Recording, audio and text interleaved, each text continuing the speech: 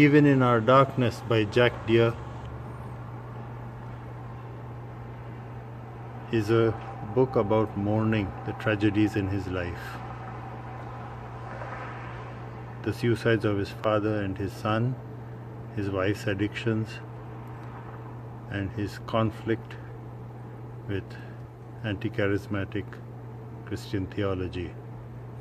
But even so, there is another current of comfort and guidance by God.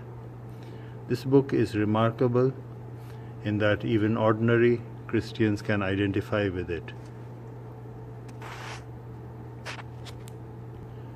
I would say that all memoirs and autobiographies are written to glorify the author, so that the reader will say, wow. Even Christian autobiographies, though few will admit it, are written so that the reader will understand how God specially chose the author to perform a great task, a great achievement. The reader feels this author was anointed or special. But Jack Deere's book tells us that God is accessible to all. It genuinely seeks to glorify God, to show that it shows us that how God's hand, the unseen wind of God, God's hand was on Jack Deere's life, and the reader feels, wow, how great is our God, and His hand can be on my life too. There was one place in the book that I felt strongly about. A year before Jack's father committed suicide and they were going into the downward spiral in their marriage, they visited an evangelical church, and a group of men from that church came to the house to speak with them, and Jack's father spoke with them, and they went away and did not come back. It's so typical of, I felt this was an indictment of the American church system.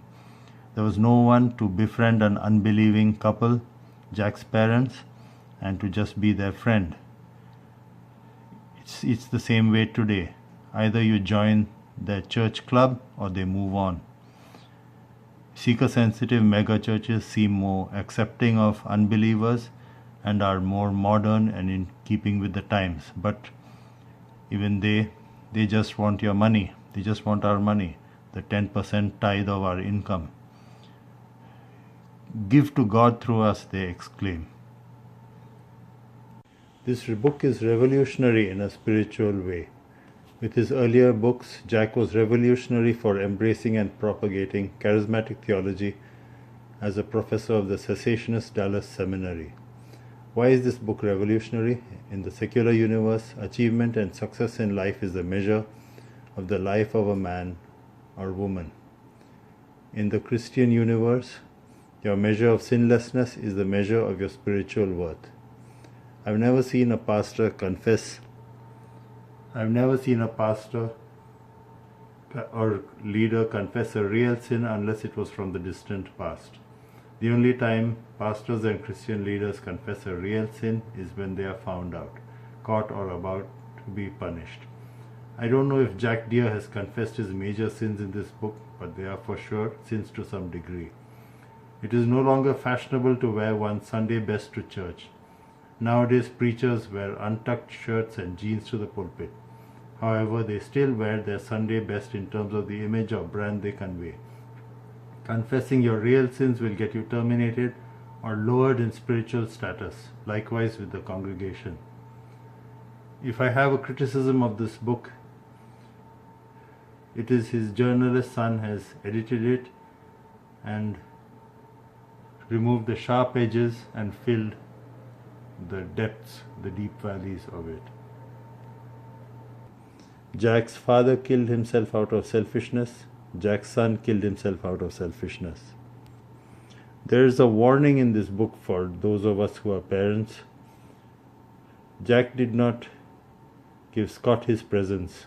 Parenting with your presents involves sacrifice. I don't know why, but it appears that the Duartes were more Scott's parents than Jack was. Scott lived with them for over a year and they paid for his college. On a positive note, I find what's great about this book is it tells us that God is accessible to all of us. We do not need to be great men or pastors or theologians like Jack was to be close to God.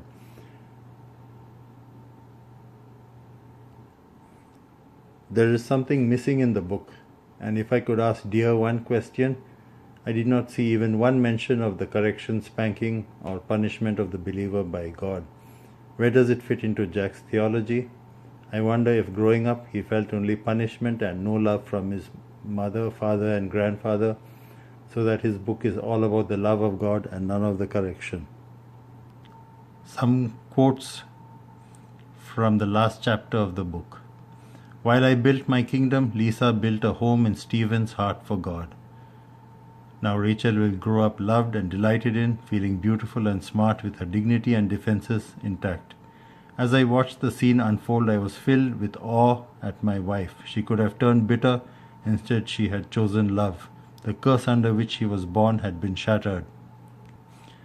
I once took the biggest piece of pie without a twinge of guilt. After I became a Christian, I never did that again. I manipulated people into giving me the biggest piece of pie, and I thought myself clever. I didn't become a better Christian, only a Christian more sophisticated in his evil.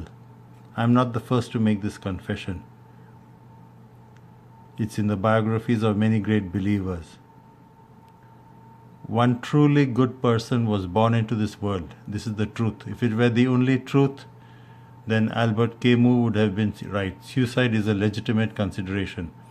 But there is another great truth. I no longer call you servants, instead I have called you friends. John 15:15. Jesus told his disciples on the eve of his crucifixion. He said this over a meal. The only truly good and holy person wants to be our friend, despite our messiness and all our failed attempts to clean ourselves up. The harmony of these true truths is the seed from which the obedience flourishes. For years, I have besieged heaven with thousands of prayers that seem to go unanswered. Still, I return to that brown leather chair. It is old and worn like me, but I lean back and let it hold me. As I close my eyes, I can sometimes sense the Spirit of God hovering. When I lusted after material wealth, He turned my gaze toward eternity. When I sought large crowds, He brought me humility. When I tried to change my wife, He taught me how to love and understand her. It is not one feature of the Mona Lisa that makes her beautiful. It's the harmony of all her features. Change one of the features and the magic diminishes. And while he's watching a video of his 2-month granddaughter, in my laughter is the gentle whisper. This is how I feel about you, it says. I shake. I reach for the keyboard. Before I touch the keys, my chest heaves with joy. He has taken an angry 10-year-old boy surrounded by presents on Christmas morning and turned him into an old man awash in gratitude for a child's gibberish. When at last I can speak, I say thank you, thank you, thank you.